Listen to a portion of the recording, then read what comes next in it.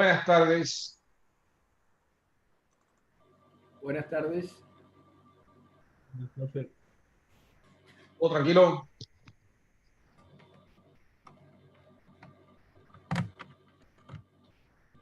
Buenas tardes. Buenas.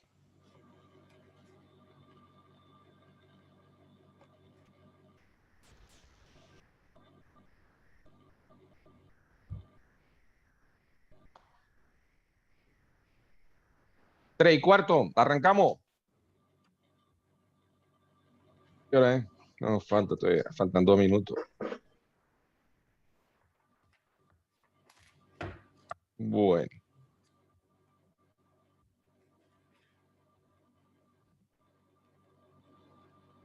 Está complicado el bicho, ¿eh? Así que cuídense, no hagan locura. Miren que está complicada la cosa. Las balas están picando cerca, diría el adagio. No podemos hacer nada, solamente cuidarnos.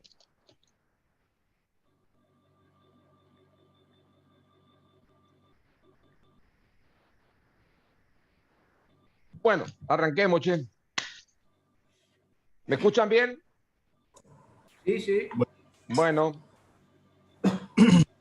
arranquemos. Buenas tardes nuevamente. Tenemos que empezar a ver, no me queda otra, la parte estructural de la materia. Que hemos estado viendo los distintos componentes que forman parte del paquete estructural, pero todavía no hemos empezado a hablar del cálculo o del diseño estructural de un pavimento. Y tenemos que empezar, no nos queda otra. Si ustedes se quieren poner a pensar, vamos a ir viendo los dos métodos. La parte de diseño flexible van a ver conmigo y la parte de diseño rígido la van a ver con Alberto Blanco de Cou.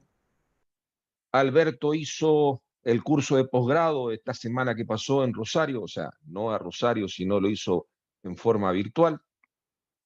Así que va a traer conocimientos nuevos. Para que tengan una idea, la bibliografía de la parte de pavimento de hormigón, me dijo Alberto que es más pesado, está arriba de los 4 gigas, o sea, información hay cualquier cantidad. Y lo mismo pasa con este tema, con el diseño de pavimento flexible. ¿Cuál es el gran problema? Que nosotros no podemos entrar, y perdonen, no, pero es así, como si fuese un posgrado.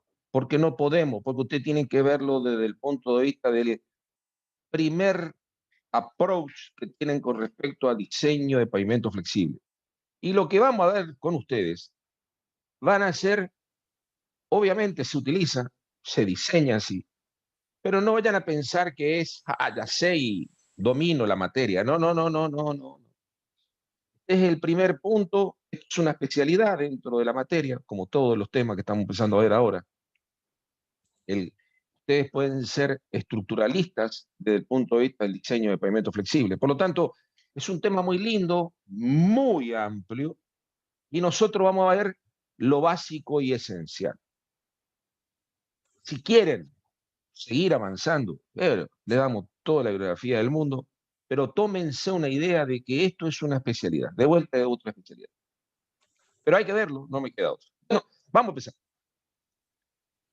No voy a hacer historia, no vale la pena, pero ustedes se pueden pensar que la parte histórica del diseño desde el punto de vista del pavimento flexible, uno lo podría ver de la época de los romanos, como diciendo cómo hacían ellos diseño de un pavimento para que puedan circular todos los sistemas de defensa, fundamentalmente eran caminos para conquista, para la guerra, etcétera, que es, ya le dimos en la primera clase lo que era eso, las vías romanas. Más en el tiempo, el sistema de McAdam, siglo XIX en Inglaterra, Francia, pero desde el punto de vista tipo semicientífico, Vamos a tratar de ver el primer método que uno podría llegar a decir que fue de diseño de pavimento flexible, que fue gracias a nuestro amigo Porter, valor soporte. Después otro método que vamos a ver va a ser el método de diseño flexible más usado actualmente a nivel mundial, que es el método ASTO, primera versión. Si hay tiempo, vamos a seguir profundizando con lo demás tiempo, porque a partir de allí empieza, a partir de fundamentalmente la década del 90, los métodos mecanicistas. Entonces vamos a hacer, entramos. ¿Cuáles son entonces los tres métodos? Apaguen los ay, ay, ay. Apaguen los micrófonos, amigos. ¿Quién está ahí con el micrófono prendido? Apaguen los micrófonos. Si no, vamos a tener de pelota que tuvo matemática 2, o análisis matemático 2. Así. Vamos a entrar en eso. ¿Qué es lo que estamos necesitando nosotros para empezar a hablar? Los distintos métodos. Y yo les voy a contar un poco la historia para que ustedes tengan idea de dónde estamos parados desde el punto de vista del diseño de métodos flexibles. Desde el punto de vista diseño, el primero así en forma más o menos semi-empírico, que tenía algo de conocimiento, pero era empírico, se podría decir, fue el método de Porter. El segundo, que fue un método semi-empírico, el método ASTO. Y a partir del método ASTO ya tenemos los que se denominan métodos mecanicistas, en donde fundamentalmente lo que están estudiando es en forma mucho más científica el comportamiento que experimenta el material ante una solicitación exterior. Vamos a tratar de ir jugando cuáles son los grandes errores que tienen cada uno de estos. Obviamente, empezaremos por el primero, el método Porter. ¿Qué dice Porter?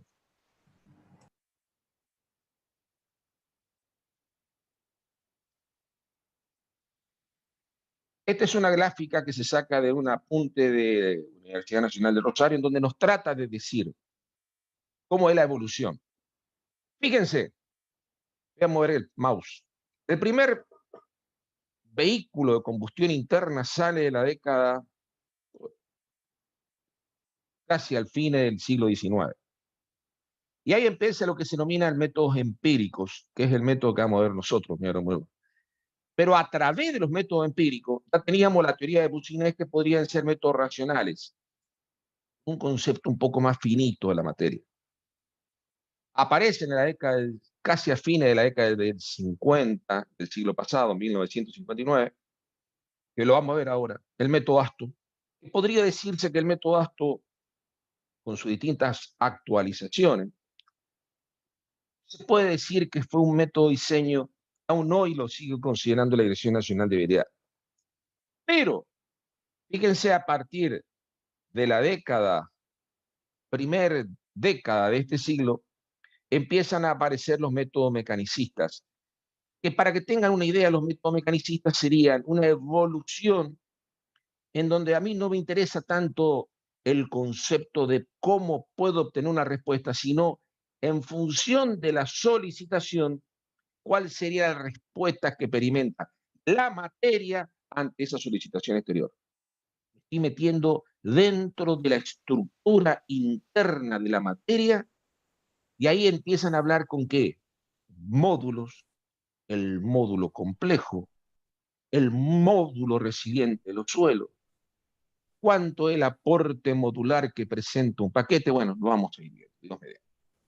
Empezaremos por el más simple, que es el método Porter. Este método Porter fue diseñado, para que usted tenga una idea, a partir del método diseño de valor soporte. ¿Quién era Porter? No voy a entrar mucho en historia, pero es para que ustedes tengan idea de qué estamos hablando. Este era un ingeniero que lo único que trató de hacer fue tratar de empezar a ver el comportamiento de los suelos en base a un ensayo de punzonado. Ya lo vimos en la materia, ustedes lo han cursado, ya vieron los coloquios. Lo que está tratando de definir es, si yo tengo ese suelo que tiene ese valor soporte, yo podría, en función del suelo, tratar de definir qué espesor de capa tengo que colocar por encima de ese material en función de una solicitación. va a ser el tránsito. Este método Porter, que como ustedes se dan cuenta, fue a fines de la década del 30, generó una evolución desde el punto de vista del diseño que les permitió a los ingenieros poder empezar a diseñar los pavimentos en forma rápida y con un cierto grado de, a ver cómo le podría decir la palabra, fundamento científico, pero no es científico, es empírico o semi-empírico. Entonces, ¿qué decía Porter? En un repaso, usted ya lo sabe. Porter lo que decía era que este método, el valor soporte de California, esencialmente yo tengo que conocer algunas variables, que son las variables del suelo, en donde yo necesito conocer la densidad, la humedad, cuál sería la capacidad de expansión que presenta ese material, y en función de ese material, a las peores condiciones, yo podía determinar la resistencia que presentaba ese suelo a un efecto de punzonado.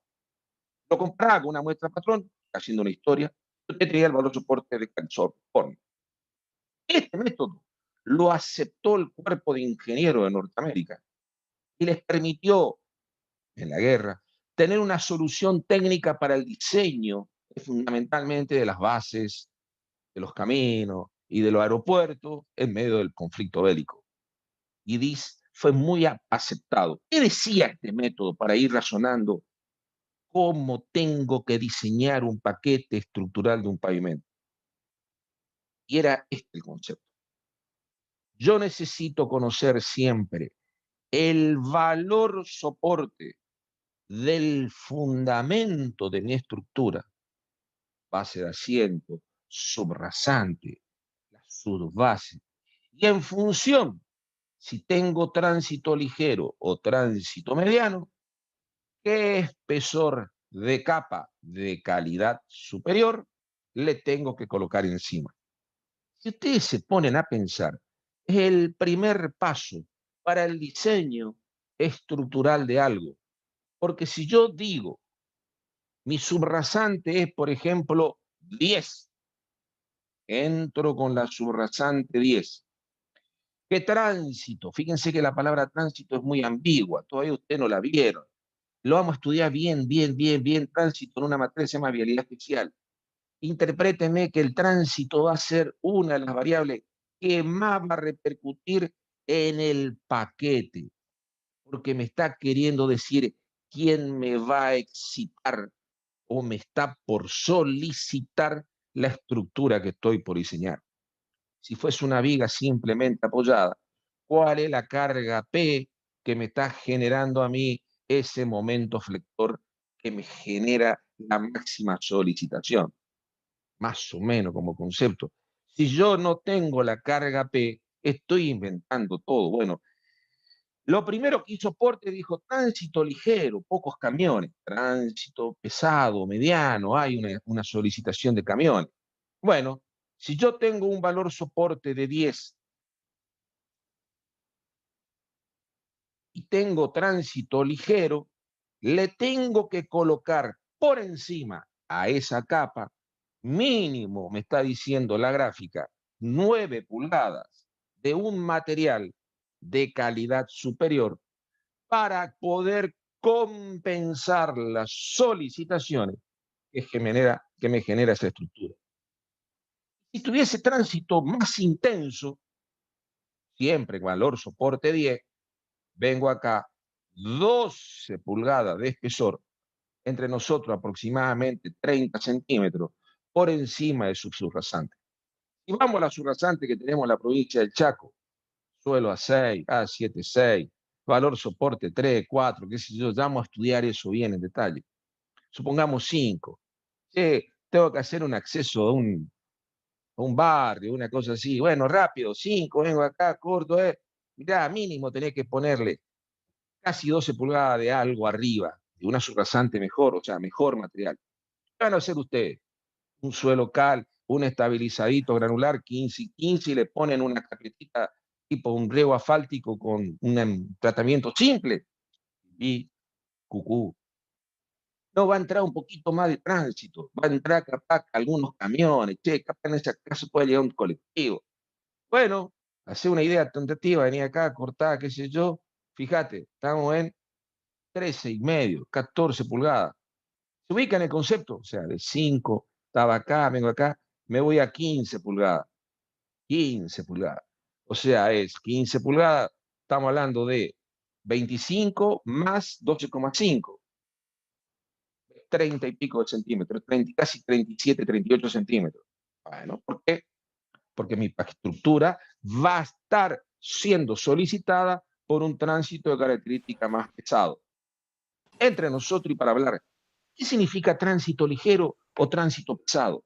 ¿Es el número de automóviles o el número de camiones?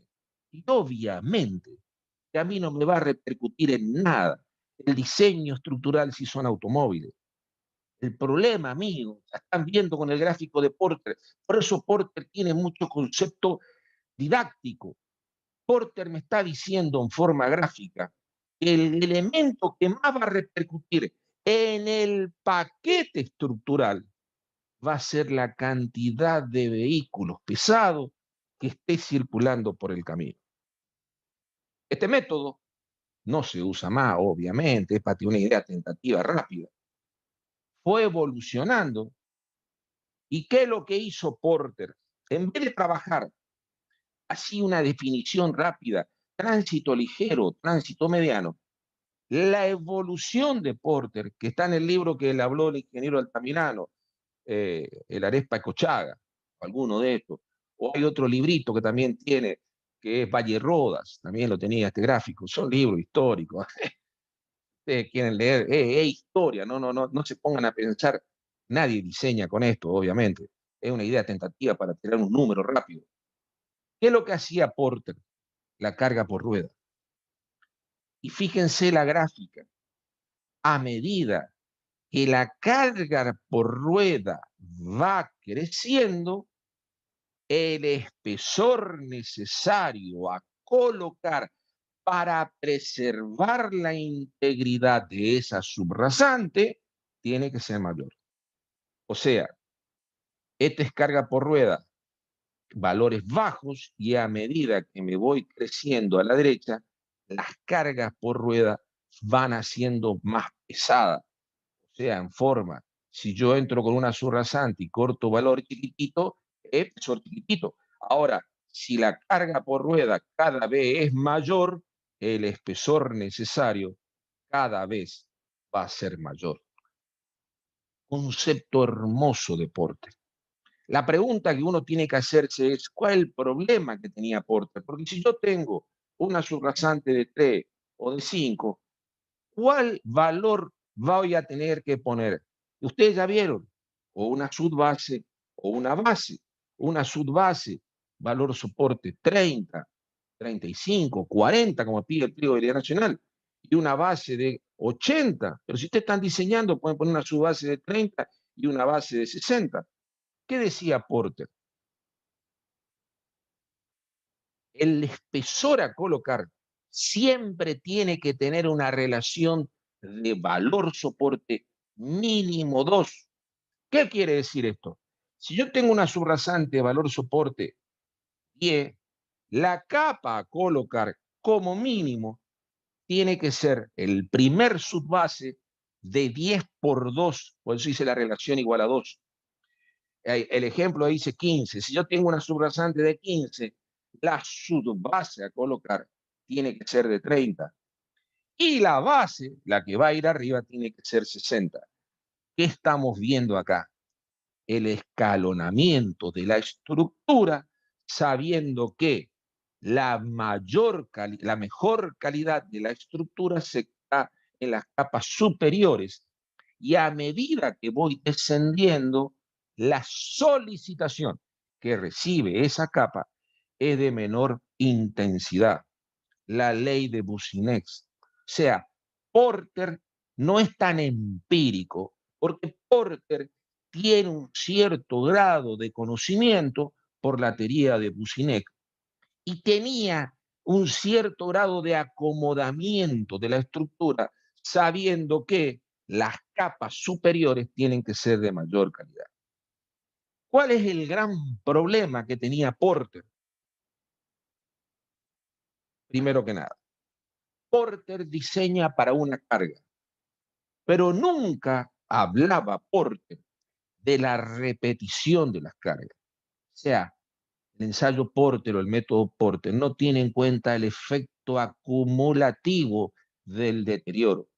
Y vamos a ver que ese es uno de los parámetros más complicados desde el punto de vista del seguir la evolución de un diseño flexible. Cómo va evolucionando la reiteración de las cargas. Otro problema que no tenía Porter, y que es una crítica que se le hace al método, es el clima. Desde el punto de vista de que la alteración de los ciclos, congelamiento de hielo, humedecimiento secado, régimen de lluvia, etcétera, etcétera, no lo tenía Porter. Pero si ustedes se hacen una idea del método diseño, valor, soporte, sabían que ustedes están ensayando la probeta para las peores condiciones que podía presentar el suelo, que era saturado al cabo de 4 días. Esa crítica Porter la tiene asumida desde el punto de vista que yo estoy trabajando con la menor valor de resistencia que experimenta el suelo al cabo de 4 días de saturación. Otro era la dispersión de los datos. Porter toma un valor soporte.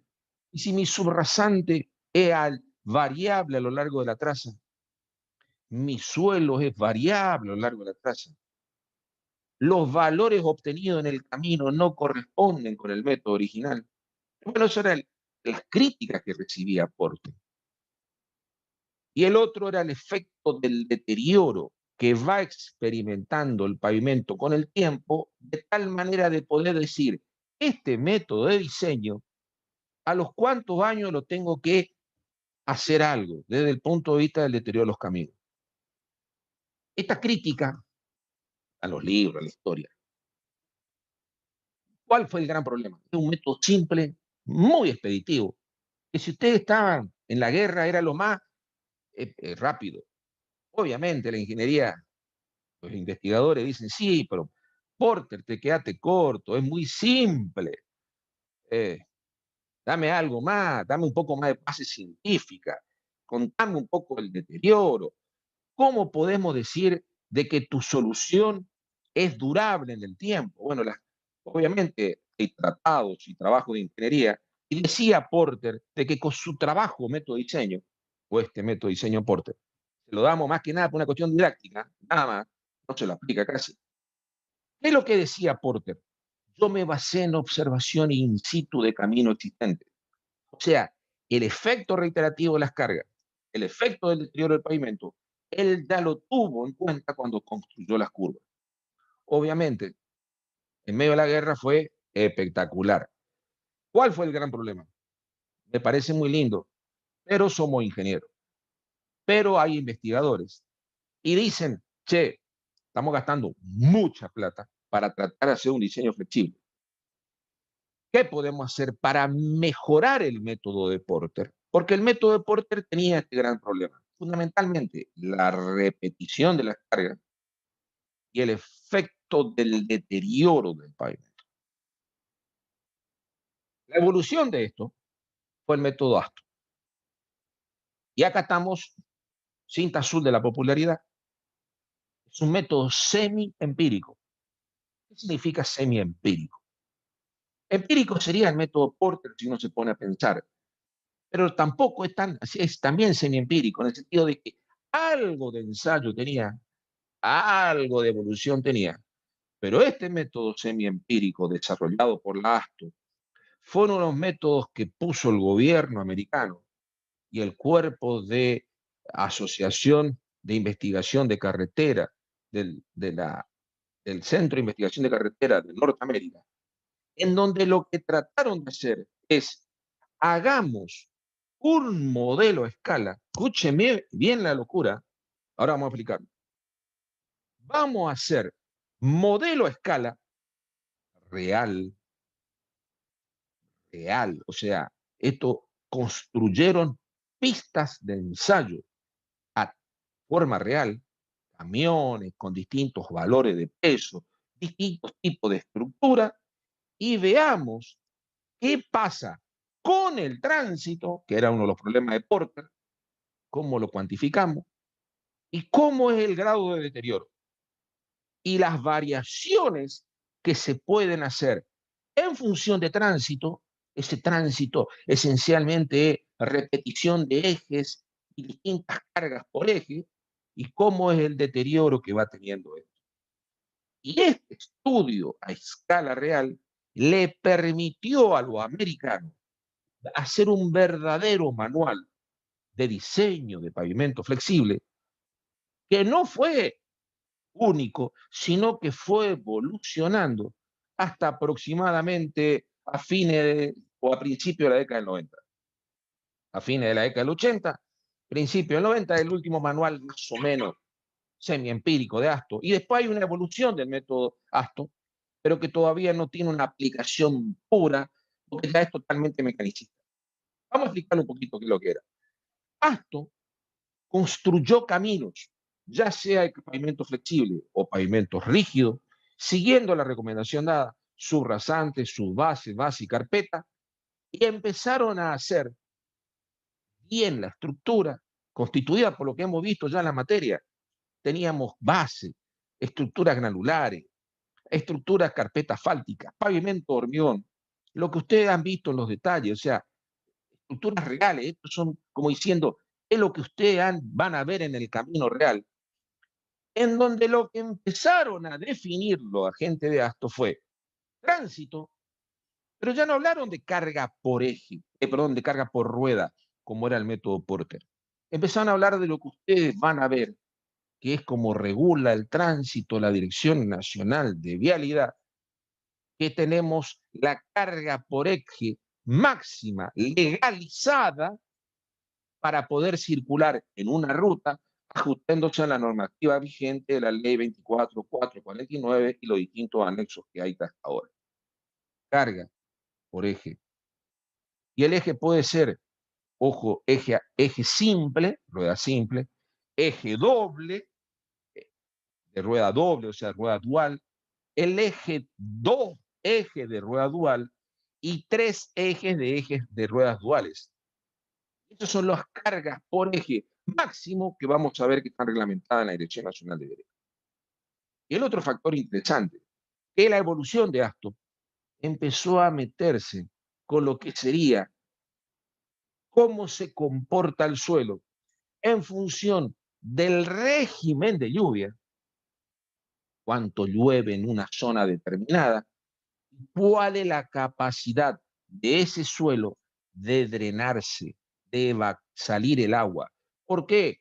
Porque si yo tengo un suelo de característica muy bueno desde el punto de vista drenante y tengo mucha lluvia, ese suelo es relativamente muy bueno. Pero si tengo un suelo bueno, pero que tiene muy mala capacidad de drenante, le tengo que castigar, porque ese suelo en condiciones de saturación va a permanecer mucho tiempo el valor de la saturación en la masa del mismo, y la resistencia que presenta ese suelo va a ser baja.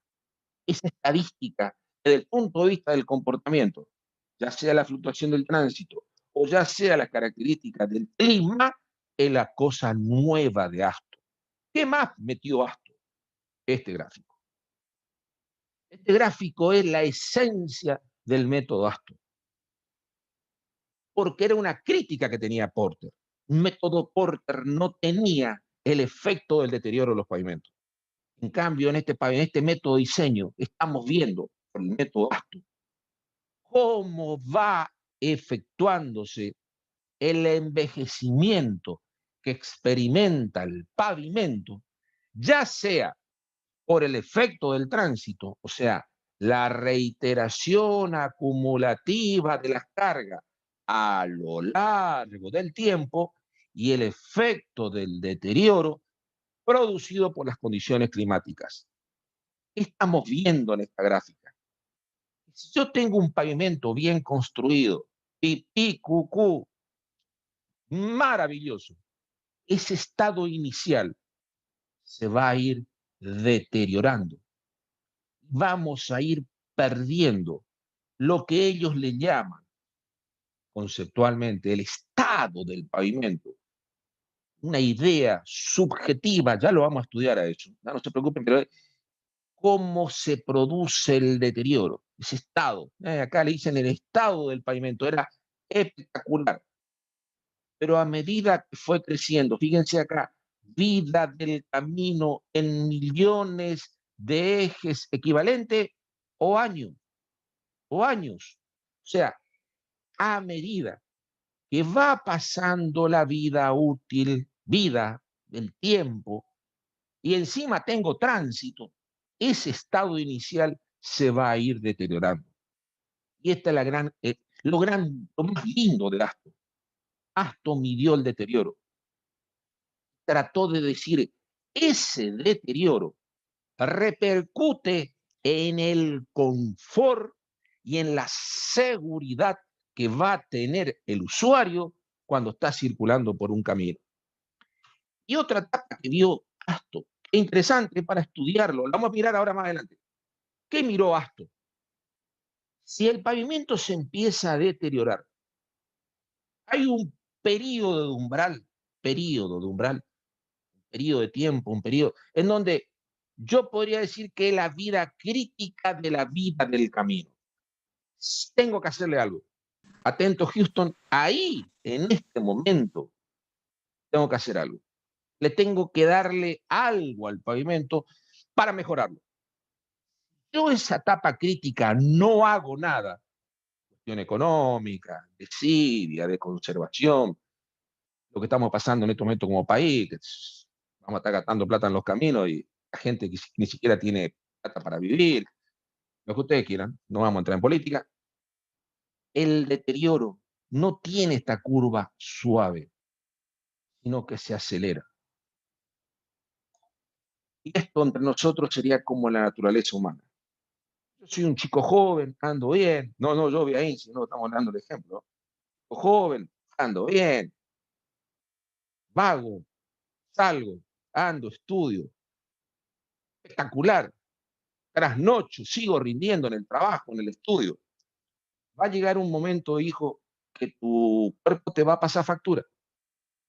Podés llegar a tener hipertensión, podés llegar a tener problemas de articulación, podés llegar a problemas cardíacos.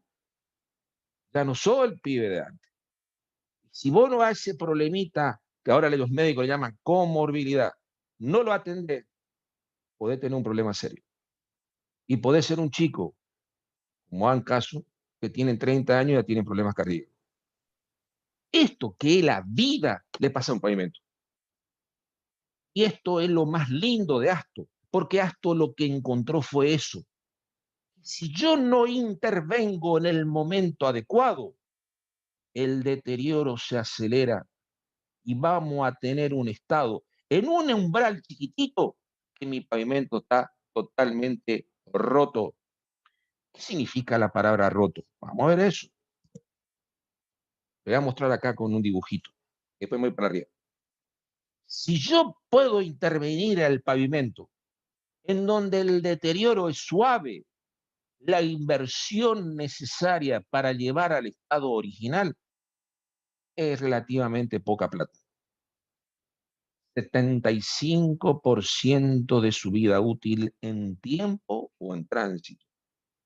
Si yo no hago nada porque o el político de turno no me quiere dar la plata porque yo pertenezco a otra provincia, o la misma provincia, no tenemos un mango porque estamos en una crisis socioeconómica mal, el deterioro en un pequeño periodo de tiempo va a ser tal que para poder volver ese pavimento a las condiciones originales, voy a tener que gastar 6 veces más de lo que debería haber actuado si fuese en el momento oportuno.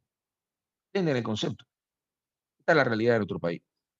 ¿Por qué en Europa se hacen tareas de mantenimiento en forma periódica? Un año, 2 años, micro. por esto. Ellos lo vieron. Es un ahorro desde el punto de vista del mantenimiento de camino. Si yo hago política de mantenimiento, estoy ahorrando plata a la sociedad. Somos una sociedad particular. Vamos. Este problema es lo que tenemos como Argentina. Todos los chicos le decimos lo mismo. ¿Ustedes creen que no van a tener trabajo el día de mañana? Pero hermano, nuestras rutas están totalmente destrozadas. Ahí, bueno, están los chicos de vialidad que tendrían que hablar ellos van a hablar, no se preocupen, ya van a hablar los chicos de vialidad. Pero el gran problema de vialidad no es que la gente no sepa, esto es algo que está en el libro gordo de Petete del conocimiento. ¿Y por qué no lo hacemos? Doy clase en esta materia mínimo 20 años. 20 años de generaciones, siempre decimos lo mismo. Y no hemos cambiado. Bueno, ¿qué hizo Astor? ¿Qué hizo Astor? Midió el deterioro. Porque esto, que es un estado, es lo que ellos llaman deterioro. Y el deterioro, pónganse una cabeza, tiene un gran valor subjetivo de lo que opina el usuario. Y el método Astor hizo eso. Registró en forma de planilla a los conductores de los camiones. ¿Cómo decís que está la calzada? Bien, muy bien, regular, mala. Y eso se denomina la evaluación subjetiva, registro de la serviciabilidad presente. Es un registro que fue haciendo Astor a lo largo de la vida del ensayo que les permitió en forma subjetiva, no objetiva, subjetiva. Hermano, ¿qué opinión tenés vos del estado de la calzada? ¿Está bien? Muy bien. ¿Está mala? Muy mala. Y de ese registro subjetivo, que es de la evaluación que hacía el usuario, Astor fue evolucionando y encontró algo que hasta el día de hoy, el Banco Mundial lo toma como parámetro para decir el estado de la calzada, el índice de la serviciabilidad presente. ¿Qué grado de servicio tiene el camino en función ya no con parámetros subjetivos, con valores de medición? Y estas mediciones, lo vamos a ir viendo, Dios que mediante en la materia, son todavía aún hoy parámetros de evaluación para definir el estado que presenta la calzada en función ya no de valores subjetivos, como fue Astor, sino de valores concretizables, o sea, valores reales que me lo da un equipo. Espectacular Astor. Encontró un parámetro, hasta ahora nadie lo hablaba, que se denomina índice de serviciabilidad presente. ISP, o también la de usted, el PSI, el Present Service Index, o sea, el índice de serviciabilidad presente. Me da una idea qué grado de confort presenta la calzada desde el punto de vista del deterioro. Y fíjense ese índice de estado es el índice de serviciabilidad presente. Partiendo de un índice de serviciabilidad inicial que presentaba la calzada, no les estoy por decir número todavía, no vale la pena, pero a medida que el deterioro crece, al principio la serviciabilidad no baja, hasta que llega a un punto máximo de quiebre en donde hay una gran caída de la serviciabilidad. Este parámetro, el índice de serviciabilidad, es uno de los parámetros que consideró la Dirección Nacional de Vialidad para evaluar el estado de las calzadas en las rutas concesionadas. Fue algo novedoso para nosotros en la Argentina, en la década del 90, el ingeniero Drommi, gobierno de Menem, no estoy haciendo política, estoy diciendo la realidad. Ellos implementaron las concesiones de la ruta nacional. y lo que fijaron fue este umbral que está marcado con rañitas. ¿Cuál es el valor límite de serviciabilidad que debería presentar una calzada para decir que es apta para esa ruta por peaje? Y si ustedes no cumplían eso, multa. Los muchachos de Vialidad Nacional medían, no en forma subjetiva, no, no, hacían pasar equipos, Dios mediante, lo vamos a ver en esta materia, se denominan rugosímetros, y esos rugosímetros me permiten a mí decir qué tan buena o tan mala es las respuestas que presenta esa calzada al usuario. Cuanto más deterioro tenga la calzada, más feo va a ser tu índice, más plata va a tener que poner vos como sociedad, como empresa, para devolverle a esa calzada la serviciabilidad. Y este concepto de serviciabilidad está muy enganchado con un parámetro que ustedes ya están viendo con Tulio, la seguridad que presenta esa ruta al usuario. Por ejemplo, entre nosotros, una idea de serviciabilidad podría ser parámetro, que está en la fórmula, es el abollamiento. A medida que mi calzada se abuella, la serviciabilidad baja. Y si la serviciabilidad baja, independiente de la estructura como tal, sino es más que nada el abollamiento, ese abollamiento genera que la ruta sea insegura.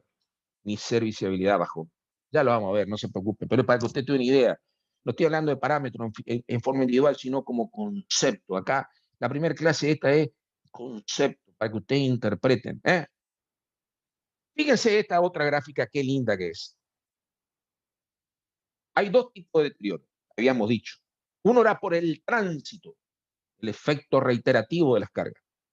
Y otro, dijimos, era por las condiciones climáticas, pérdida por el ambiente. Lo que yo mido en forma totalmente objetiva con equipos es el deterioro acumulado producida por el tránsito y producida por el ambiente. Y es la gráfica que estamos teniendo. El efecto es la acumulación de los dos. No es uno o el otro. Los dos. A ver, entre nosotros así razonemos. Tránsito lo más fácil. En la parte ambiente, ¿qué genera el ambiente? ¿Qué patología puede generar el ambiente? Ya lo vamos a ver, no cito, pero no importa, para que usted razone. Si fuese mezcla asfáltica, el asfalto se va a oxidar por el efecto de la radiación del sol. El sol lo va a envejecer el asfalto, tenga o no tenga uso. Y ese envejecimiento del asfalto esencialmente pierde los componentes maltenos que le dan la viscosidad relativa. Ese asfalto al cabo de un tiempo se oxida. Y si se oxida, pierde sus propiedades viscoelásticas. Por lo tanto, al efecto reiterativo de las cargas, ese asfalto se va a agrietar. Se va a poner tan duro que después de un día de lluvia entra el agua, ya es duro, genera el embebimiento de la estructura, viene el efecto reiterativo de las cargas, esa fisura se llena de agua, se empieza a mover, bache. ¿Qué quiere decir ahí? Y el efecto climático lo que generó fue, en el caso de los asfaltos, que ese pavimento se quemó, se oxidó, se fue perdiendo sus propiedades viscoelásticas. Y en el caso del pavimento de hormigón, es más interesante. Vamos a verlo con Alberto, pero no importa, yo les cuento la historia. El efecto del calor y frío, va a generar un efecto térmico de alabeo en la losa.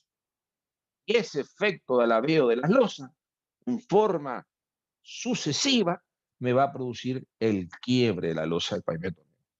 Y si se me produce el quiebre de la losa del pavimento hormigón, tengo una discontinuidad estructural.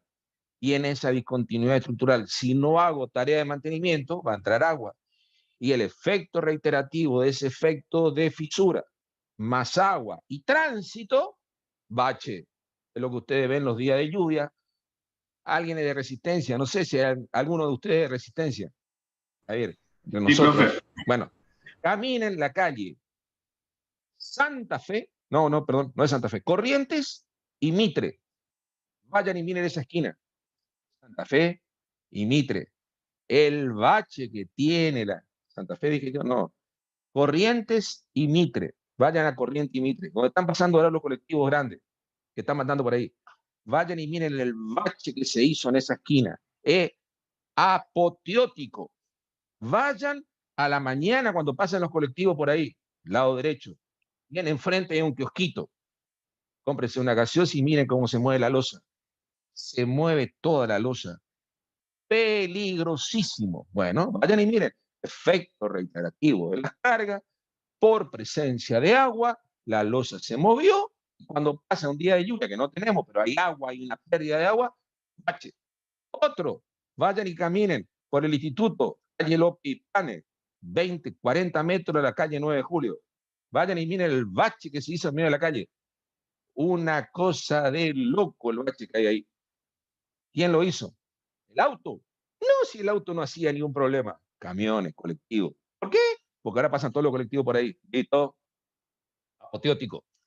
Están viendo el deterioro producido por la carga del tránsito pesado. Es espectacular. Desde el punto de vista didáctico es maravilloso lo que está pasando. ¿Cuál es el problema? Como sociedad. Eso hay que repararlo. Va a costar plata. Y la vamos a tener que pagar entre todos con nuestros impuestos, con la plata, pero una desidia, alguien tomó una decisión de mandar tránsito pesado y no hizo una evaluación correspondiente, no pasa nada de pavimento rígido. Capaz no está diseñado para tránsito pesado. Ese pavimento de hormigón de la calle Mitre de la década del 50. ¿Y por qué aguantó hasta ahora? Porque no había camiones o colectivos. Ahora le están mandando colectivos, se está por romper todo. Pero bueno, listo, problema de ellos, no Lo es que mío. pasa, Rolly, perdón, Dale.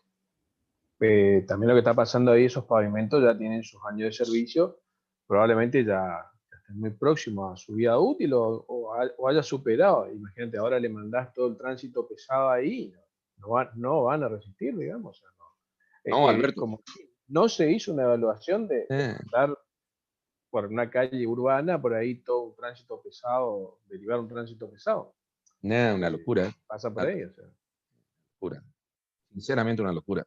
Sí, Toman totalmente. decisiones sin considerar si el paquete estructural está diseñado para soportar el tránsito de colectivo. Va por ahí. Sí, va por ahí. Esto es lo que va a pasar. Debe gastar Y muy algo. cretero. Bueno, sí, todo lo que ustedes quieran está bien, pero técnicamente está mal. No puede hacer eso. Tiene que evaluarlo. Si estudiaste la evaluación, listo. Ahora está lleno de baches la ciudad de Resistencia, porque a alguien se le ocurrió que querían los colectivos no tienen que entrar en la plaza central. Fantástico, yo no tengo problema, pero no manden el colectivo por camino o por calles que capaz no están diseñadas para tránsito pesado. No están diseñadas. Y bueno, vamos. ¿Sabe qué, Rodrigo? O prevean que cuando van a hacer eso, ir detrás con el tema de bacheo, porque va a empezar a pasar lo que pasó. ¿Qué querés que te diga? O Lo- empezar, o un refuerzo de un flexible, algún tipo de solución tenés que adoptar, porque si no te va a pasar eso. No, bueno, lo que está pasando, lo repito. Después vamos a hablar, cuando vos estés hablando de pavimento hormigón, vamos a hablar bien, porque le Sí, vamos a mandar a los sí, chicos sí, que hagan la total. evaluación de los pavimentos hormigón que se hicieron en la ciudad de Resistencia. ¿Y qué Sí. opinan ellos los pavimentos que se han hecho? Son vergonzosos algunos. Pero bueno, no quiero hablar porque es política, chicos. Sigamos, che, que no me pegan después nada. Yo no tengo que hablar de política, pero evalúen. ¿Alguien es de Resistencia? ¿Le gusta? A mí me gusta andar en bicicleta. ¿Alguien de ustedes de Resistencia? Vamos a ver con el ingeniero Alberto la vida útil de un pavimento de hormigón. Mínimo 25 años. Mínimo, ¿eh? Mínimo. Quiero que vayan a andar en bicicleta por la calle Echeverría. Ya se los dije. De la avenida Alvear hasta Soberanía Nacional. Esa ruta, ese camino, esa calle tiene del año 2015. Vayan y miren.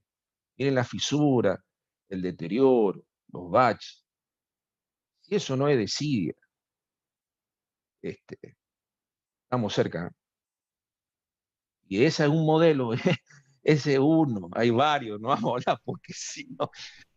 Vamos, sigamos. Esta es la pregunta que es técnica acá. ¿Cuándo conviene intervenir? Si yo soy Estado y estoy velando por los intereses de cada uno de nuestros ciudadanos, ¿en qué momento debería intervenir yo?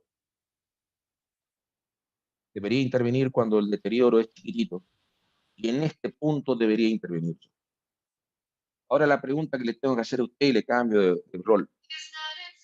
Ya no soy ingeniero de facultad y Estado. Soy empresario. ¿En qué momento me conviene intervenir? Pregunta, ¿eh? Como empresario, para ganar plata, yo voy a hacer obra y voy a ganar plata. ¿En qué momento me conviene intervenir? ¿Es más deteriorado? Ah, En vale. B. En B. Yo soy empresario. A mí no me conviene intervenir en uno. Porque en uno yo capaz con una lechadita, un sellado de fisuras, salimos adelante, le hacemos un micro. ¿Cuándo te conviene intervenir vos como B? Como empresario. En B, papá. Tengo que hacer todo de vuelta, rompo todo, Pepe, hago todo de nuevo. Bueno, yo lo que le estoy explicando a ustedes, yo estoy tratando de explicarle a ustedes como sociedad. Yo debería, como sociedad, ya sea empresario, privado, lo que ustedes quieran, intervenir en uno, en A. Porque yo siempre tengo que tratar de preservar el capital que tiene el Estado. Y el Profe, capital, dale, por favor, te escucho. en la parte práctica sería, ¿cuándo sería ese punto A cuando aparecen los baches? No, vamos a verlo, pero puede ser cuando el índice de serviciabilidad, que ustedes lo tenían acá, este índice de serviciabilidad, este umbral, Vialidad Nacional lo pone entre 2,5, 2,7, 2,8. Cuanto más alto vos pones el índice, te está diciendo que la intervención la vas a hacer y el deterioro no es muy importante. ¿Entendés? No es tanto en tiempo, sino cuando el deterioro llegó a ese umbral.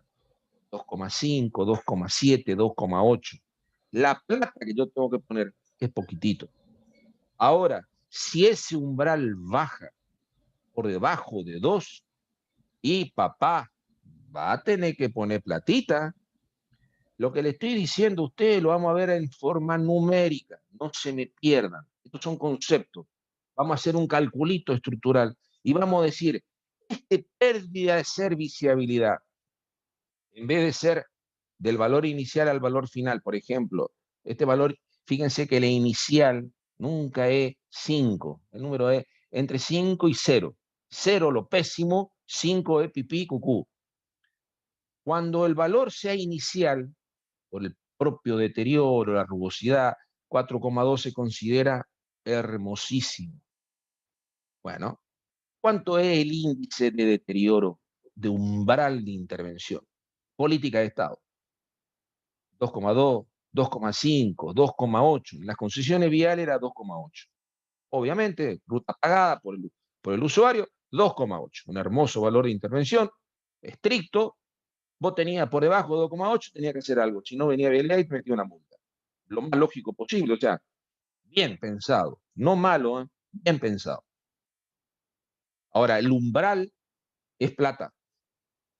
Si yo le pongo 2,8 para volver a levantar, yo capaz con una listadita, y cucú, y este umbral yo lo bajé a 2,1, 2,2, echada no va más. Tu calzada ya tiene bache, ya tiene agüellamiento, tiene fisuras importantes. Este deterioro en poco tiempo es muy importante. Entonces, la inversión, el grafiquito, es gigantesca. Yo como empresa, como Estado, vamos como Estado, yo debería tratar de que la inversión, el umbral sea 2,7, 2,8. En rutas nacionales, pavimento flexible que te iba hablando yo. Ojo al piojo. Sí, escucho. No, simplemente la serviciabilidad, ¿vos la vas a ir midiendo año a año o la vas midiendo en un periodo más? No, no, O año a sea, año. año a año. Generalmente forma parte de la política de Estado. En las rutas nacionales, Vialidad Nacional, la serviciabilidad la mide, si fuese tramo grande, a veces cada 2 años, pero en general, ahora hay varios equipos, anualmente debería medirse la serviciabilidad. O hay ¿Sabes por más. Profesor, qué no entiendo bien. te pregunto? Adelante, Sí, sí. escucho. Escucho. Sí, ¿sabes por qué te preguntaba eso? Porque digo, vos vas a tener, haciendo un buen control, vos vas a saber cuándo llegás al punto A o Sí, cuándo estás, eh, Vialidad ya, Nacional Vialidad Nacional lo tiene perfecto, este dato. Vialidad Nacional lo tiene perfecto. O sea, la gente de Vialidad Nacional o gente de Vialidad Provincial lo tienen espectacular al dato. El problema es político. Vialidad Nacional va y le dice al gobernador, che, mira, esta ruta se me está deteriorando, vamos a hacer algo. El gobernador le va a decir, hermano, la sábana que tengo es corta y me están diciendo de que hay escuela que se le voló el techo. Bueno, vamos a la escuelita que se le voló el techo. Aparece de vuelta, che, mirá, gobernador, hay que poner plata. ¿Dónde? En el tramo aquel. ¿Y ese quién es? No, es entre Quitilipi o Aviateray con Pampa al Infierno. Aviateray, Pampa al Infierno. No. ¿Y qué otro tramo tenés? Y no, acá podemos hacer entre Macallé y Saspeña. Vamos a hacer entre Macallé y Saspeña. Pero este está más lindo, el otro está más feo. No, pero el otro es el político que a mí no me gusta. No le da a poner plata a ese. Y así se hace. No le estoy diciendo. Encima lo estoy grabando esto. Pero es así, ¿eh? Ojo, no es serio la decisión. Ahí están los chicos de vialidad que hablen. Ellos no pueden hablar porque están siendo grabados, O sea, Rolly, podríamos dar ejemplo, inclusive pero con sí, pueblo A, pueblo B, provincia A, provincia C, sí. y B, así el tema. Les estoy por decir un ejemplo. Y total, andamos bien. Hay un arroyo famoso, esto es lo mismo, para que usted tenga una idea. En la provincia de Corrientes, en la década a principio de la década de este siglo, o sea, 2010, abril del 2010, esta alcantarilla tuvo un problema serio del estado de la misma, el arroyo Santa María, acá en la zona de Verón de Estrada. Se ubica más o menos como son los correntinos y después quieren yo les doy. De Turio también lo puedo hablar porque Turio tuvo el mismo problema en otra alcantarilla acá en el interior del Chaco. Esta alcantarilla casi se cae. Yo laburaba en la concesión, era nuevo, o sea, la empresa, otra empresa, mi empresa que yo laburé históricamente, se fueron todos y quedé yo y vino gente de Buenos Aires. Cuando vino esta gente de Buenos Aires, yo le digo, atento a esta alcantarilla. No, está linda esta alcantarilla. No, esta alcantarilla está en el aire, vamos a tener problemas. Esta alcantarilla casi se cae. De ahí se hizo responsable. Peleé con el jefe distrito. Bien de Viaín, bien de Viaín. Salvamos la alcantarilla. Arroyo Santa María. La ruta estuvo cortada. Estoy hablando año 2010. Se cortó la ruta. Andábamos tránsito por ruta 5. Eh, caos, caos. Bueno, la recuperamos la alcantarilla. Se presentó el proyecto para hacer un puente. Arroyo Santa María. Arroyo Santa María porque es un puente. Es un ejemplo. La alcantarilla tenía en forma original una cuenca de aporte de 800 hectáreas. Esa zona era arrocera. Y en la década del 90, el gobernador Romero Feris posibilitó que esos que eran cuencas con collar de cuenca, como decía el viejo Popolicio, un monstruo que tenían ustedes ahí en geociencia, permitió el gobernador, también el gobernador, ojo, yo no estoy discutiendo, estoy diciendo la historia, esos campos que eran de producción ganadera, que se haga producción de agricultura, arroz. Y él, por la ley, permitió el trasvasamiento de cuenca. El arroyo Santa María está justo en el límite de la cuenca alta del arroyo Riachuelo. Hoy en día, por esa alcantarilla están pasando 25.000 hectáreas. Y una cuenquita que era de 800 hectáreas se pasó hoy en día a 25.000 hectáreas. En esa cuenca, los días de lluvia, por el tiempo de concentración rapidísimo, porque son todas arroceras, con unos canales que tienen una profundidad entre 5 y 6 metros para permitir el trebasamiento de cuenca, pasa por ese arroyo, por esa alcantarilla que es una Z1000, estamos al orden de los 32 a 33 metros cúbicos por segundo, más que el Río Negro, el caudal. En el año 2012 se presentó ante las autoridades nacionales de la Dirección Nacional de Vialidad un puente con todo el aval técnico, todo, ¿eh? ¿Terminó el gobierno de Cristina? Sí, sí, sí. ¿Terminó el gobierno de Macri? Sí, sí, sí. Y ahora tenemos el gobierno del doctor Fernández. Y ahora parece que va a salir el puente. Si ustedes se ponen a pensar con una mano en el corazón, eso es, Vialidad Nacional lo sabe, la gente del ICA lo sabe, la gente de Vialidad Casa Central lo sabe. Todos lo saben que hay que hacer un puente en esa zona, porque esa alcantarilla no da más. ¿Por qué no lo hacen? Si necesitan un puente. No tengo la respuesta, pero eso es desidia. Eso es desidia. Eso es, se nos están burlando en la cara. Quieren otro, para que ustedes tengan interpretación de que no es vialidad, por el amor de Dios. Hay un tramo de ruta que va de las ciudades Saladas a las ciudades Corrientes. Ruta Nacional 12, del kilómetro 940, en Empalmes con Salada, hasta el kilómetro 1023, en la entrada a la ciudad de Riachuelo.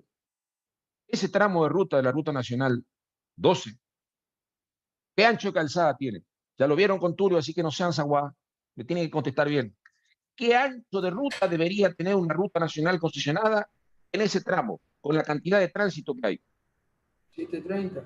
730. Bueno, esa ruta tiene 670. 670. En el contrato de la concesión que se fue, Caminos del Paraná, estaba contemplado hacer el ensanche de la calzada con un refuerzo. Presentó el informe porque es una ruta angosta. Ese tramo tiene casi 6.000 vehículos, 5.500, 6.000, llega a los 7.000 en algunos lugares puntuales. Hay contadores permanentes que me dan la información. Se presentó el proyecto para hacer la obra en el año 2014. Nunca lo aprobaron. Nunca lo aprobaron. Ustedes me preguntan, ¿se nos están burlando en la cara a nosotros? Sí, se nos están burlando en la cara. Le tengo que decir con la mayor franqueza, sí, se nos están riendo en la cara. No, pero a ustedes los correntinos le dimos la autovía. Esa es la respuesta que nos dan. La autovía es de Riachuelo hasta la entrada a Santa Ana, Los Huácaras. Era lógico. La calzada tenía 670 en esa zona y tenemos más de 10.000 o 12.000 vehículos, 15.000. Era lógico que le hagan una autovía a la ciudad de Corrientes. ¿Y por qué no nos sacaron mínimo banquina pavimentada? Le pedíamos. No nos dan. Bueno, eso es el concepto que nosotros le queremos decir. Nosotros le tenemos que dar el concepto técnico. Después la decisión es una decisión política. Y con respecto a la decisión política, no llego. Yo no llego, yo voy ahí, llego. Soy técnico, no soy político. Pero son ejemplos, ¿entienden el concepto? Yo quiero que ustedes interpreten, son ejemplos lo que está pasando. Hay un dicho que dice, Dios está en todos lados, pero vive en Buenos Aires. Y es la realidad. Es un dolor, le estoy diciendo con dolores. Tienen que ir a Buenos Aires y en Buenos Aires había un profesor nuestro que decía comerse el pasillo y sentarse y esperar hasta que te lo atiendan. Algunos profesores tenían esa virtud. Lea así con nombre y apellido, profesor Cantor, que le teníamos materiales viales. Él fue director de Vialidad Provincia del Chaco. Y él decía, Rolly, para que me den el crédito para poder hacer la obra, pues tengo que ir a Vialidad y sentarme, o en el ministerio, sentarme, capaz de las 8 de la mañana hasta las 2 de la tarde. Y estoy sentado. En algún momento me van a atender y me van a tener que decir que corresponde lo que yo estoy pidiendo. Y por cansancio, me decía el ingeniero, me hacían las obras. Vialidad Provincial del Chaco, dentro de todo, trabajaron bien. Hay que tener, ojo, no le estoy diciendo que es fácil hacer eso. Cuando uno dice soy político o estoy en un cargo político, Y esos son los dolores de cabeza. Pelear por una administración o pelear por la sociedad significa eso. Comerte el garrón, sentarte, esperar, y esperar, y esperar. En algún momento te van a atender. Y cuando te atienden, te van a comprender, porque vos sos ingeniero.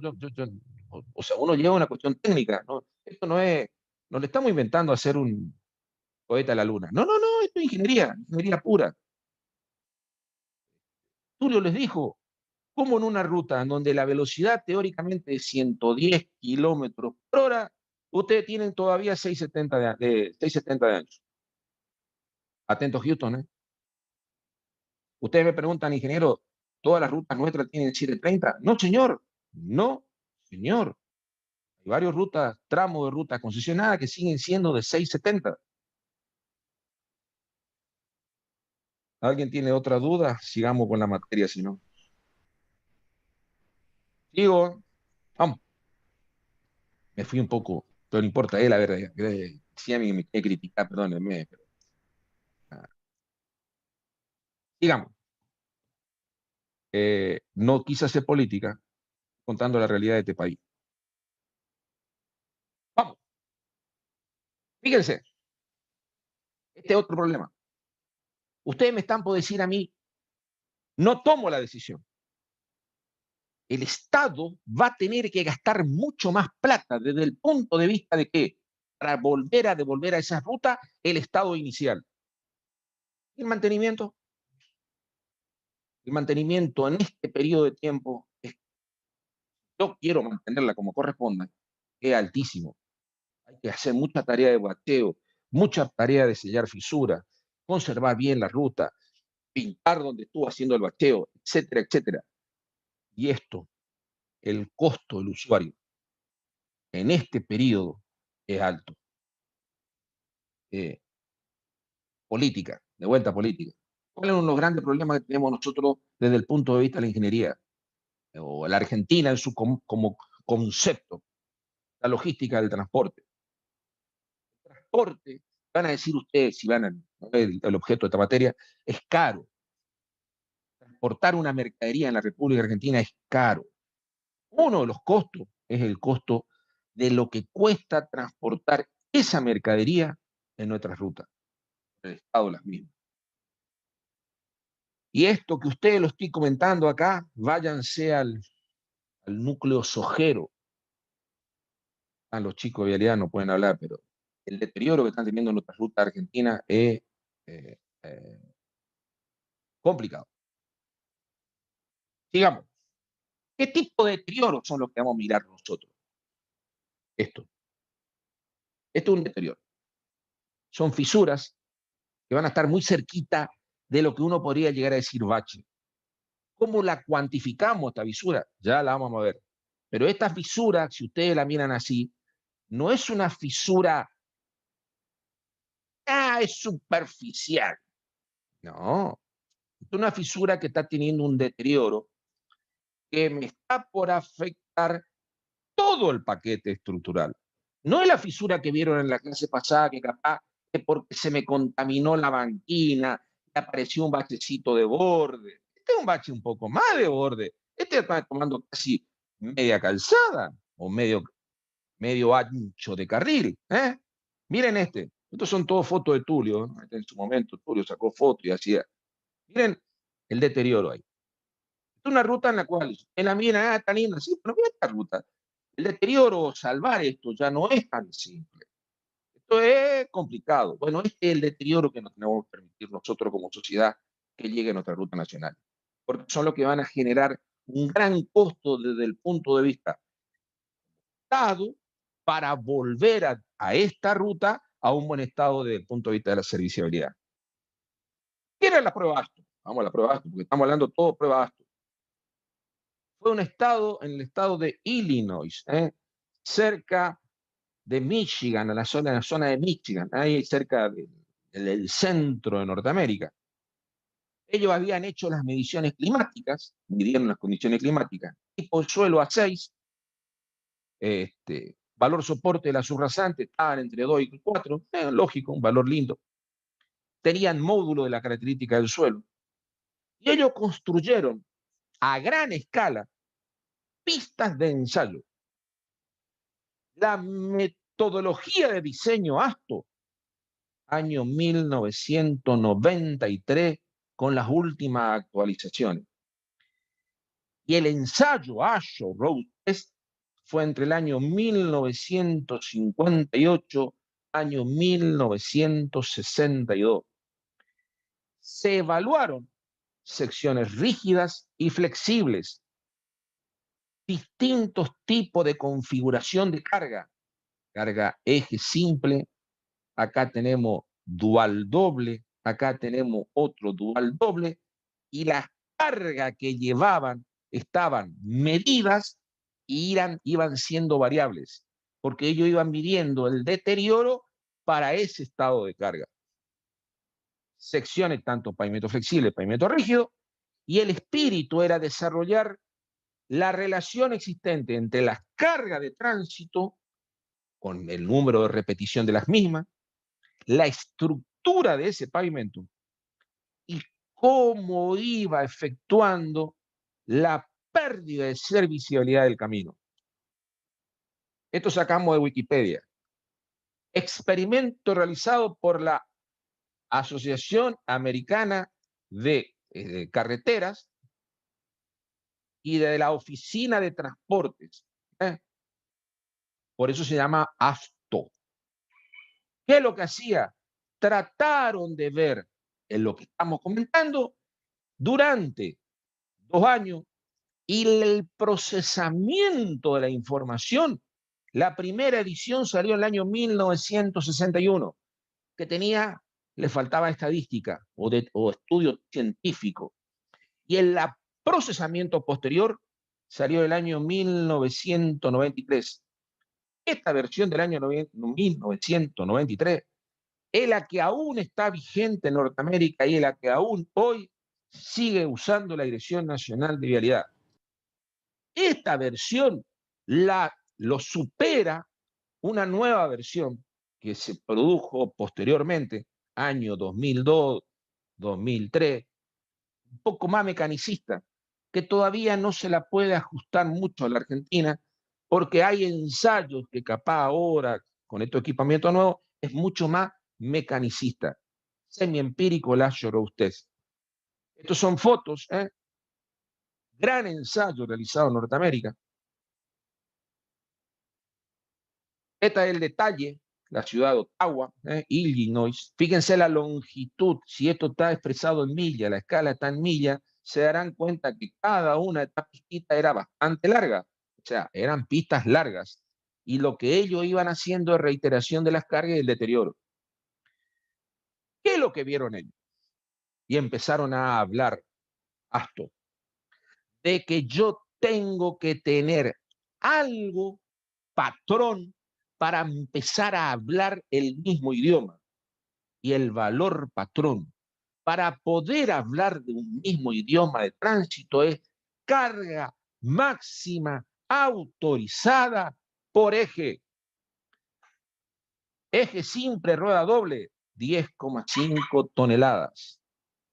Eje doble, rueda tándem, o sea, el sistema tándem, 18 toneladas. Y eje triple, la carga máxima de esa combinación, 45,5 toneladas. La carga máxima admitida para un camión, 45 toneladas. ¿Dónde sale esto? La Ley Nacional de Tránsito, la 24.449. La 24.449 me da configuración de los distintos vehículos que podemos tener en la República Argentina.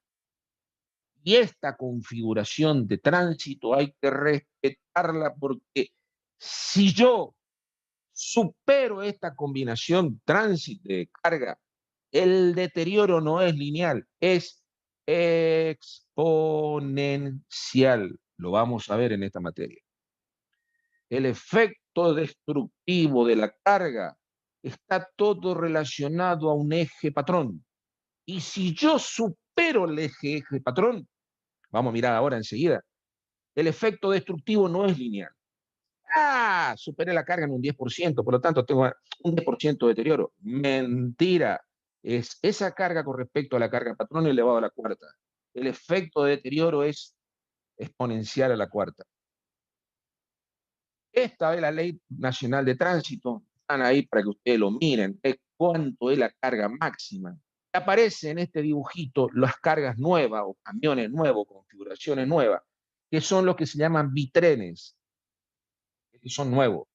Estos son configuración de eje o configuración de camión, que si ustedes miran, superan los valores que habíamos hablado de 45 toneladas, el famoso carga máxima de 45 toneladas.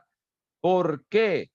Y porque estamos en presencia de un tipo de configuración totalmente nuevo y podemos hablar de camiones que pesan 60 toneladas o 75 toneladas.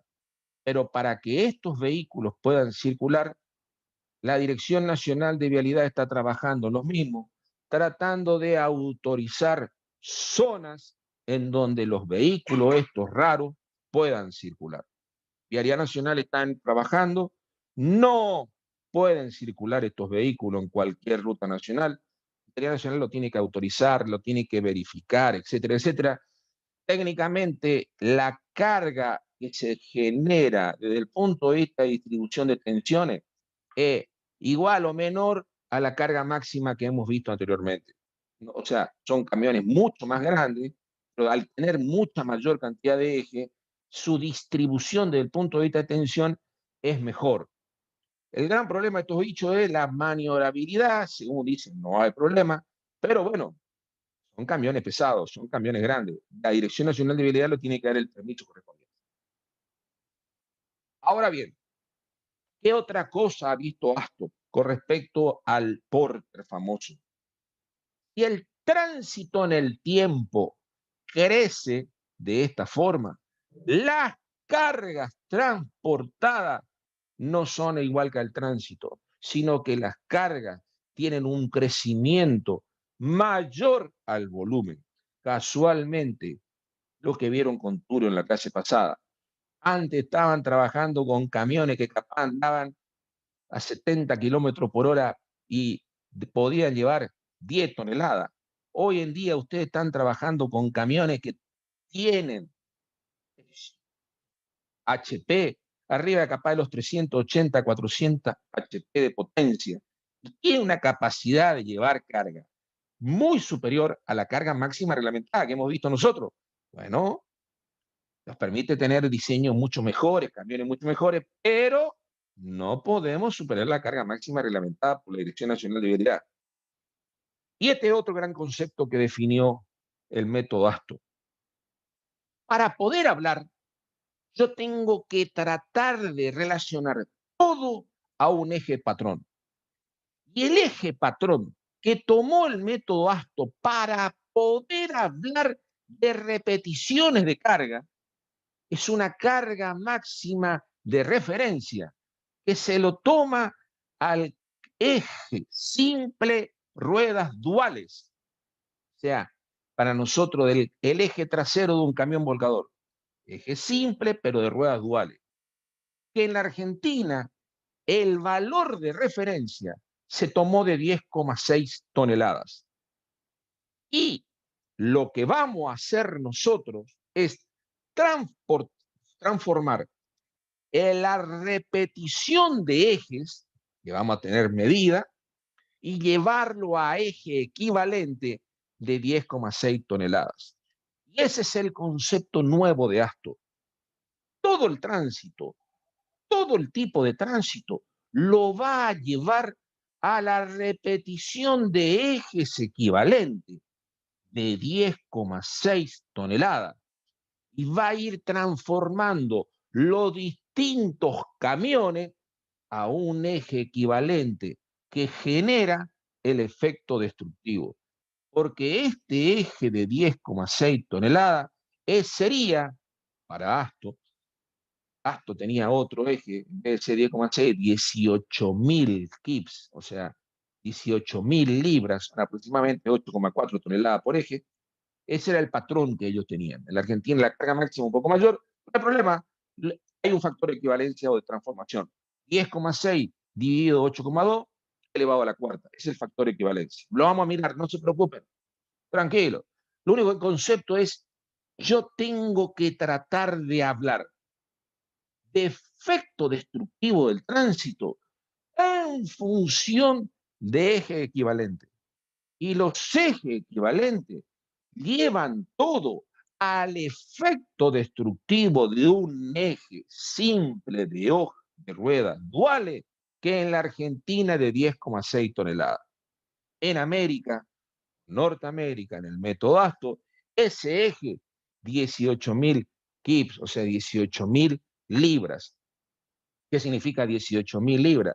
Que ese eje pesaba aproximadamente 18.000 libras, lo dividido 0,454 kilos por libra, tengo una idea que aproximadamente son 8,2 toneladas, era el eje de referencia que tomaron los americanos.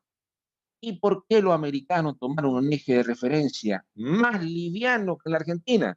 Porque cada país toma la carga máxima reglamentada por eje en base a lo que considere ese país. Nosotros en la Argentina tomamos este valor. Brasil capaz tiene otro, Paraguay capaz tenga otro, Uruguay capaz tenga otro, Chile capaz tenga otro. Lo que pasa es que por eso está el Mercosur. Tratemos de unificar criterios y trabajemos dentro del Mercosur con un eje máximo de carga por eje que sea equivalente en los distintos países. Efecto destructivo, método ASTO. Eso que es política tiene la pata técnica, método ASTO. ¿Entienden la idea? Todo se va a tratar de decir que el efecto destructivo del tránsito va a ser el número de eje equivalente de este tipo de camión. ¿Qué es lo que hizo ASTO? ASTO encontró matemáticamente fórmula empírica para obtener el número de eje equivalente según el tipo de pavimento y la serviciabilidad. Miren este gráfico.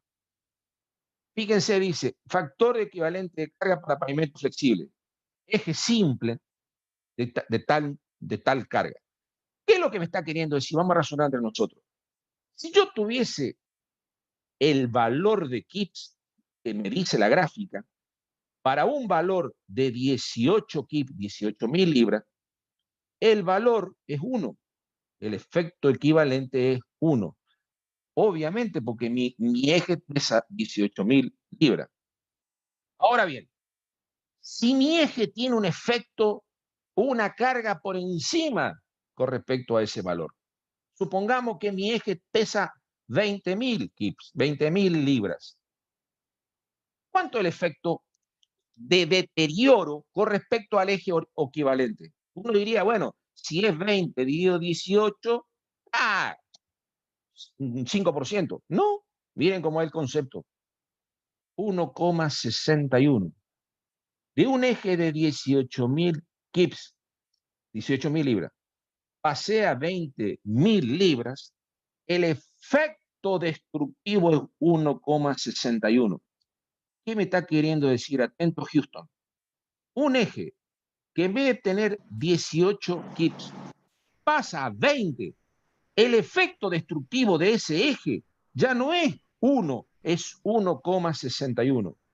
Un eje que pesa 20 representa 1,61 veces el efecto destructivo de un eje común. Ahora, mi camioncito estaba más pesado, pesaba 24. Ese eje de 24 representa aproximadamente, vamos al número SN2, miren, 3,6. 3,6 ejes equivalente de 18 kips. ¿Se ubica el concepto o no? ¿Qué están viendo en esta gráfica? Que cuanto más me estoy yendo para arriba de la carga normalizada, el efecto destructivo es un número mayor que 1. porque lo que me está queriendo decir, pasó un camioncito que pesaba 22 kips, 2,44. Ese efecto destructivo no es un eje de 18 kips, es el efecto destructivo de 2,44 ejes de 18 kips. Vamos para atrás. Tengo un camioncito que pesa solamente 10 kips, 0,85, 0,90, 0,085. Fíjense, el camioncito que pesa 10 kips, 10.000 libras, tiene un efecto destructivo de aproximadamente ni siquiera el 10% del camión máximo grande. Si me voy a un camioncito que no pesa nada, livianito, fíjense el efecto destructivo. Atento, Houston. Si mi eje estoy circulando con cargas por debajo de la carga de efecto destructivo, de la carga máxima, el efecto destructivo es poco, muy poco. Por eso el auto no me genera efecto destructivo en la calzada. Pero si yo, por alguna circunstancia, mi eje está excedida de la carga máxima reglamentaria, el efecto destructivo no es lineal, es un factor elevado a la cuarta. Vamos a un ejemplo loco. Tengo un camión que pesa 50.000 libras, se le pasó el eje. ¿Cuánto es el efecto destructivo? 97, 108. ¿Qué me está queriendo decir? Ese eje me está produciendo un efecto destructivo de 108 pasos de eje de la carga patrón que tomé de referencia. Esto es lo nuevo de Asto. Asto interpreta que a medida que yo me voy alejando, vamos a estudiarlo cómo, del espectro de carga reglamentario, el efecto destructivo que puede tener esa calzada va a ser muy superior a los valores de diseño considerando condiciones ideales. Y empieza a jugar la estadística. Y empieza a exigir algo que nosotros los viales decimos que debería ser necesario para preservar el estado de la calzada. A ver si a alguien se le cae una ficha. ¿Qué deberíamos hacer en las rutas nacionales para preservar la durabilidad de la calzada? ¿Balanzas? Sí, señor. Yo Una balanza. debería, balanza.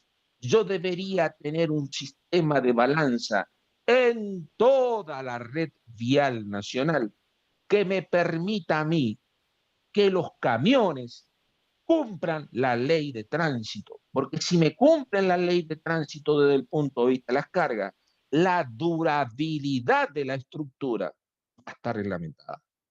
Pero un camión que me pase con carga excedida, el valor de deterioro no es lineal, es elevado a la cuarta.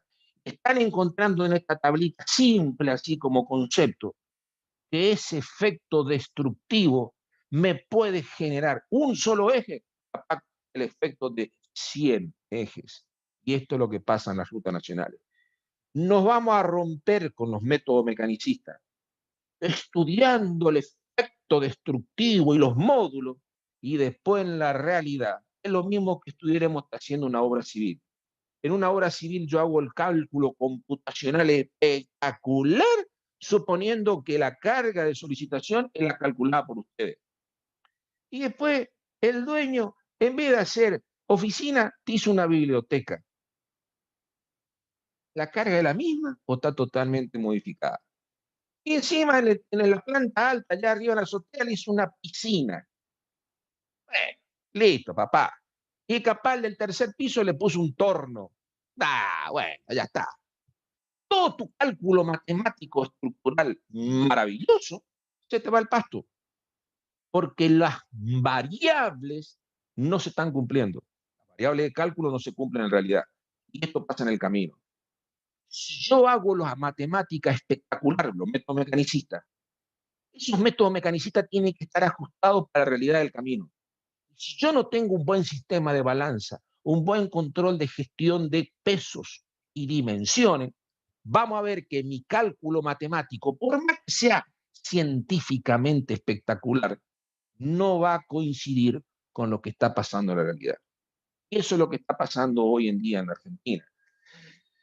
¿De qué vale meter un cálculo científico espectacular, mecanicista, si las variables de ingreso no las tengo bien claras? Y una de las variables de ingreso más importantes es el deterioro que me produce el camino. Gente, dejamos acá porque este tema después sigue, pues yo tengo que entrar acá a la característica del suelo. Pero Profe, más o menos, sí, tengo por favor, una adelante. duda con Dale, lo anterior. En el dale, cuadrito ese, dale, acá estoy.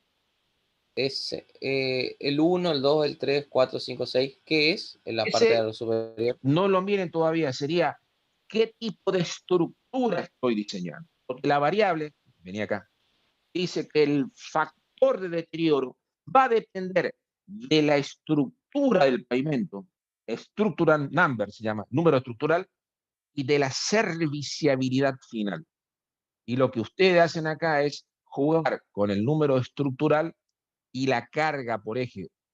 Para la carga de 18.000 kips, 18.000 libras, el valor de deterioro es 1, que es la carga patrón. Pero si yo tuviese valores diferentes, el efecto de deterioro va a ser muy superior para cargas por encima y chiquitito para cargas por debajo. ¿Entiende la idea o no? Más o menos. ¿Eh? Pero depende de esto, que esta va a ser la variable, porque ahora no llegué al concepto. Ingeniero, me está hablando de todas las variables, pero usted no me habló todavía de cómo calculo el SN en un pavimento. Y te lo hago acá al final. Ahí está. La fórmula, que la vamos a ver la semana que viene. Este es la structural number, el número estructural del pavimento. Y las variables de ingreso van a ser la reiteración de la carga del eje S patrón que tomamos de 18.000 libras, o dos valores de estadística, uno que tiene en cuenta la dispersión de la variable y otro la confiabilidad de los valores que estoy tomando, otro es la pérdida de serviciabilidad que tomé yo y otro es la característica de la subrasante. Con esas 5 variables, Asto definió el parámetro más importante, que es el número estructural que debería tener un camino para soportar esa solicitación. Esto lo vamos a ver la semana que viene. ¿Estamos? Estamos, gracias. Gente, nos vemos enseguida. Ahora viene Tulio. No quiero, si no, se hace muy largo. Abrazo. Vamos. Chau, chau. Bueno, gracias. Chao. Chau, chau.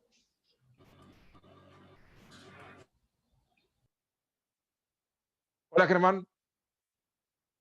No te escucho. Germán, no te escucho.